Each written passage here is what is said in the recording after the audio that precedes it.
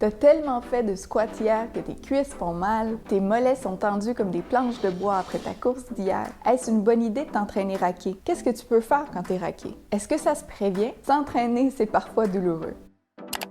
Cette vidéo parlera des DOMS ou Delayed Onset Muscle Soreness, soit les courbatures qui suivent certains entraînements. Au début, j'étais un peu réticente par rapport à faire cette vidéo parce que la recherche scientifique est all over the place, surtout sur la partie des traitements. Puis quand on traite avec la science, on doit accepter un certain niveau d'incertitude. Alors parlons-en. On a tous déjà été là. Après une grosse session d'entraînement où tu reviens à l'exercice après une longue pause, puis le lendemain matin, t'as peine à marcher. Et même une personne vraiment en forme qui essaie un nouveau type d'entraînement peut s'attendre à avoir des courbatures. C'est comme si personne ne pouvait y échapper. Les courbatures ou douleurs musculaires d'apparition retardée appelées DOMS surviennent 12 à 48 heures après un exercice musculaire, généralement après un exercice intense ou inhabituel, plus précisément dans la partie excentrique des mouvements, où tu as un allongement de la fibre musculaire comme quand tu descends dans ton squat ou que tu as les pieds surélevés pour faire un calf raise et que là tu descends, ou même si tu cours en descendant. Ça peut durer jusqu'à 7 jours dépendamment des personnes. Quand j'ai fait une Spartan Race à Shanghai en 2019, pour laquelle j'étais immanquablement sous-préparée, j'ai dû être raquée pendant 10 jours straight. Ce qu'il y a à comprendre ici, c'est que le plus expérimenté tu es avec le mouvement que tu performes, le moins de chances tu as d'avoir des DOMS. Le contraire de moi avec la Spartan Race. Et proportionnellement, le moins en forme tu es et le moins expérimenté tu es avec les mouvements, le moins d'activité ça va prendre pour causer des DOMS. À moins de faire une session d'entraînement basée seulement sur la partie excentrique des mouvements. Alors là, oui, ça pourrait courbaturer même les athlètes les plus avancés qui ont l'habitude de performer ces mouvements. Donc pourquoi et comment ça se développe? La recherche croit que c'est une combinaison de plusieurs choses, entre autres le dommage aux muscles et aux fascias. Les fascias se retrouvent autour de chaque fibre musculaire et ça lie plusieurs fibres musculaires ensemble et c'est aussi autour du muscle. Donc tous les types d'entraînement causent des micro-traumas aux muscles. Ces micro-traumas se réparent, les muscles se rebâtissent et te rendent plus fort pour ton prochain entraînement. Mais dans le cas des DOMS, on peut penser que les dommages musculaires mécaniques sont juste un peu plus gros que d'habitude. Initialement, on croyait que c'était dû à l'acide lactique, mais on sait maintenant que l'acide lactique est évacué en quelques heures après l'entraînement, peu importe ce que tu fais. Donc il est invraisemblable que ce soit la raison majeure, mais il reste encore beaucoup de recherches à faire à ce niveau-là. Est-ce une bonne chose? J'ai l'impression de toujours avoir une relation d'amour et haine avec les courbatures, en me disant « Hey, wow, j'ai vraiment eu une bonne session hier ». Mais de l'autre côté, je me rends bien compte que mes fonctions sont limitées puis c'est pas le fun. Donc premièrement, il n'y a aucune évidence que le plus de courbatures tu as, le plus d'hypertrophie musculaire a été causé par l'entraînement. Et une grande partie des variables pourrait être attribuée à la génétique. Donc peut-être que certaines personnes ont plus tendance que d'autres à être courbaturées. Ce qui veut dire que les courbatures ne sont pas le gage d'un meilleur entraînement. C'est probablement juste un entraînement auquel tu es moins habitué, ce qui est pas mal en soi. Ceci étant dit, on peut attribuer la formation de muscles à plusieurs facteurs, dont la surcharge progressive, le volume, la tension. Tu vas créer des dégâts, donc tu vas signaler à tes muscles « Oh, on a fait un effort important, donc on doit s'adapter pour la prochaine fois. » Ensuite, il y a le stress métabolique comme la tension en continu et finalement les dommages mécaniques musculaires qui incluent les mouvements excentriques. Donc, plus de courbatures. Est-ce que c'est nécessaire de mettre l'accent sur la partie excentrique des mouvements pour former des muscles? Non, pas vraiment. Parce qu'il y a au moins 2 autres mécanismes qu'on peut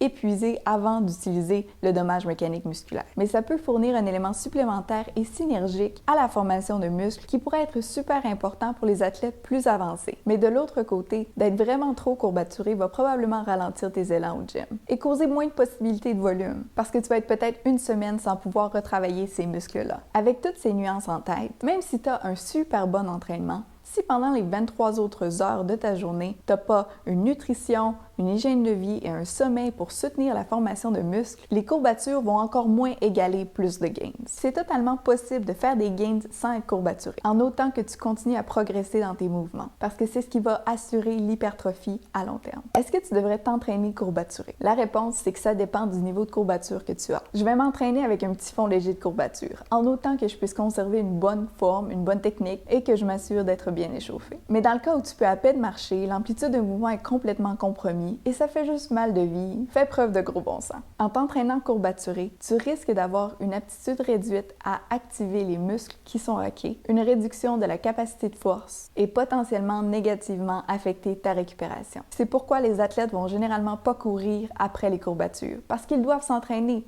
souvent. Et maintenant, la meilleure partie du vidéo, quoi faire pour prévenir les DOMS ou quoi faire quand on a des DOMS. Il y a beaucoup de théories, mais la recherche scientifique échoue à donner une réponse définitive sur ce qui fonctionne et ce qui fonctionne pas. En passant, c'est pas le seul domaine où ça arrive. Pour toutes les méthodes que je vais mentionner, vous allez probablement pouvoir trouver une recherche scientifique qui appuie les faits et l'autre qui réfute les mêmes faits. Mais ça vaut quand même la peine d'en parler pour que vous puissiez les tester vous-même et prendre vos propres décisions. Donc pour commencer, l'immersion dans l'eau froide, les bains de glace, sont largement utilisés, même s'il y a peu de données validant l'efficacité de ces techniques. Mais une batterie de recherche nous en parle avec prudence, parce que tu pourrais limiter les capacités de ton corps à s'adapter à ton entraînement. Entre autres, parce que ça diminue la circulation du sang et limite la réponse inflammatoire. Puis on sait que l'inflammation est une partie intégrale de la réparation des dommages, alors on ne veut pas s'en débarrasser. Donc tu vas probablement te retrouver avec des DOMS parce qu'il y a peu d'évidence que ça va avoir un impact là-dessus, mais en plus tu ne pourras pas bénéficier de tous les avantages de ton dernier entraînement. Les étirements.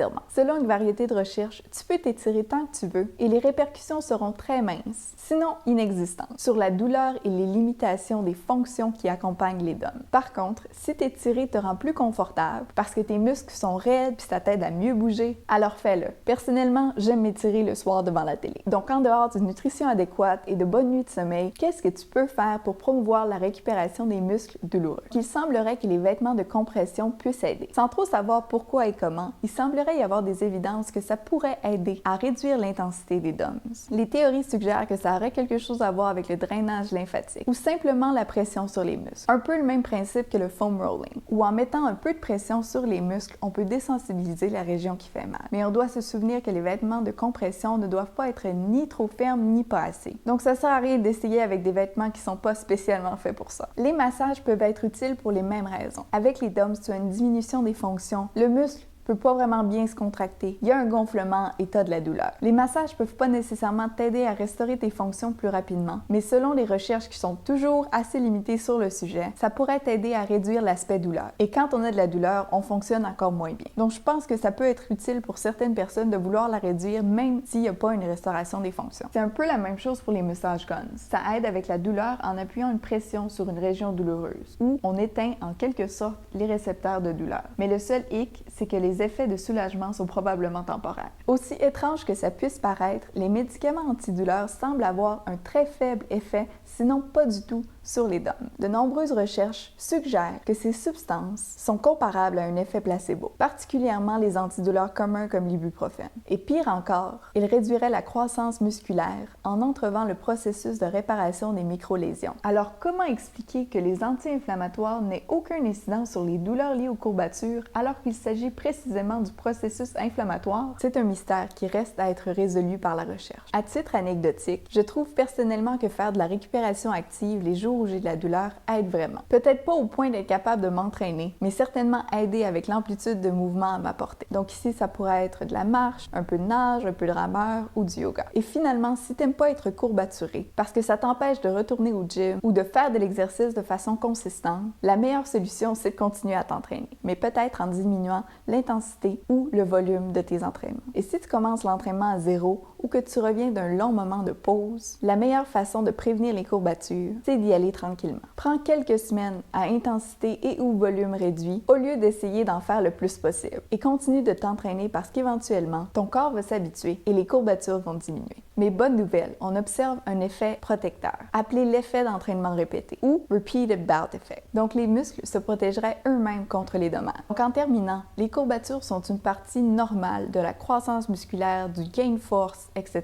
Mais pas tout le monde va vouloir continuer à s'entraîner si c'est pas le fun pour eux parce que le volume et l'intensité est beaucoup trop élevé pour eux et que ça entraîne des douleurs. Puis du point de vue de la santé, le but est pas nécessairement de trouver le meilleur protocole pour causer la perte de poids ou le gain de muscle le plus rapidement possible. Bien que ce soit des motifs qui sont tout à fait justifiables, le but c'est de bouger sur une base régulière, de faire ce qu'on aime, pas de mettre quelqu'un au lit pendant 2-3 jours après l'entraînement. C'est pas la solution. Donc au final, pour ceux qui commencent et qui pourraient vraiment être découragés par la douleur, la stratégie la plus efficace pour éviter les DOMS reste la prévention. Mais ne vous inquiétez pas parce que dès le deuxième effort du même type, la douleur s'atténue. C'est l'effet de répétition. De toute façon, les DOMS ne présentent aucun caractère de gravité qui devrait remettre en cause l'activité physique. Donc au besoin, diminue l'intensité ou le volume de l'activité physique responsable, sauf si c'est dans une logique de gain de force. Intègre les nouveaux mouvements ou les nouvelles formes d'activité physique sur une base graduelle. Et si les DOMS perdurent, change ta routine. Donc si une journée tu travailles sur sur le bas du corps, le lendemain travaille sur le haut du corps pour laisser le temps à tes muscles de récupérer. N'oublie surtout pas de t'hydrater et de refaire le plein avec une alimentation équilibrée. Et si la douleur ne diminue pas après quelques jours, s'il y a une enflure importante